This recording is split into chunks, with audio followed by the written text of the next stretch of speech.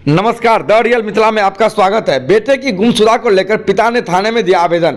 घनश्यामपुर थाना क्षेत्र स्थित महात्मा गांव निवासी विजय सदा ने अपने बेटे की गुमशुदा की तलाश को लेकर पीड़ित पिता ने घनश्यामपुर थाना में आवेदन दिया है। पीड़ित पिता विजय सदा ग्राम महात्मा पोस्ट पाली थाना घनश्यामपुर थाने में अपने गुमशुदा पुत्र सोहन सदा की तलाश करने की गुहार लगाई है। आवेदन में जिक्र किया गया है कि सोहन सदा की आयु 17 वर्ष बीते 31 जनवरी की सुबह घर से निकला था, जो आज तक वापस नहीं लौटा, जिसके बाद पिता ने 2 दिनों तक काफी खोजबीन की, लेकिन इसका कोई अता पता नहीं चला है। वहीं पिता ने बताया है कि सोहन का मानसिक रूप से कमजोर है, जिसका पूर्व में दरभंगा से इलाज चल रहा था। आवेदन में गुहार लगाया गया है कि पुत्र को तलाश करने की कृपा की जाए।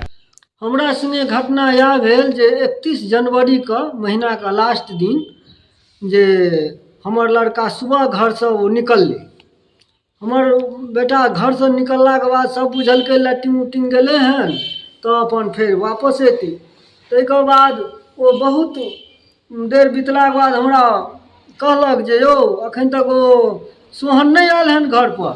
ताहिके बाद जे छै से हम ई दुकान देख रहल छियै, ई दुकान छियै जय सियाराम ट्रेडर्स, मालिक का नाम छै विजयकांत राय, घनश्यामपुर।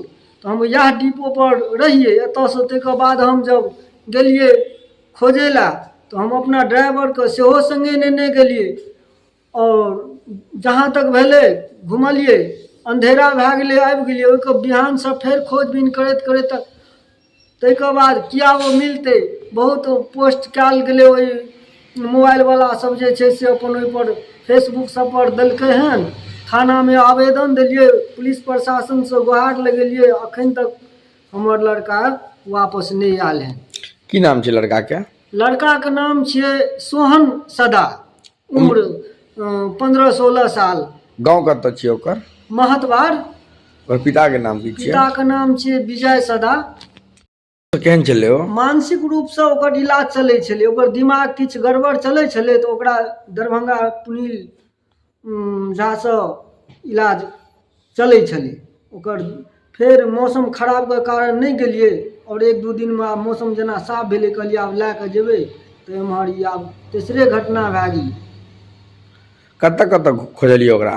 ओकरा उम्हर किरतपुर से लए कऽ पुवारि बेल्ट में उम्हर भेजा के पुल जे छै ओतऽ तक गेल रहिए। पुल आधा पार कए गेल रहिए। उम्हर कोन चौक छै, गंडोल चौक, ओतऽ तक गेलिए, कोनो अता पता नहीं चललै। एम्हर ई लड़का केहन कलर कपड़ा पहिरने छै?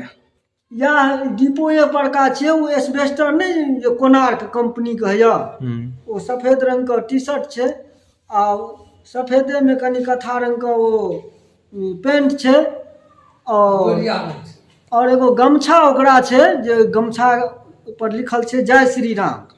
2 गमछा लेने रहिए तो एगो गमछा हम ओकरे दे दिलिए, एगो गमछा हम रखने रहिए जे वो गमछा पीला रंग का छै। नशो करै छलै लड़का अहाँके? अब बच्चा रहा, नशा उशा करैत हेतै की, लेकिन हमरा सामने में नहीं कहियो केला। प्रशासन से की मदद मांगै छी अहाँ? प्रशासन से यह मदद मांगै छियै जे हमरा कतौ से खोज दिया। की नाम भेलै अहाँके? हमर नाम भेल विजय सदा।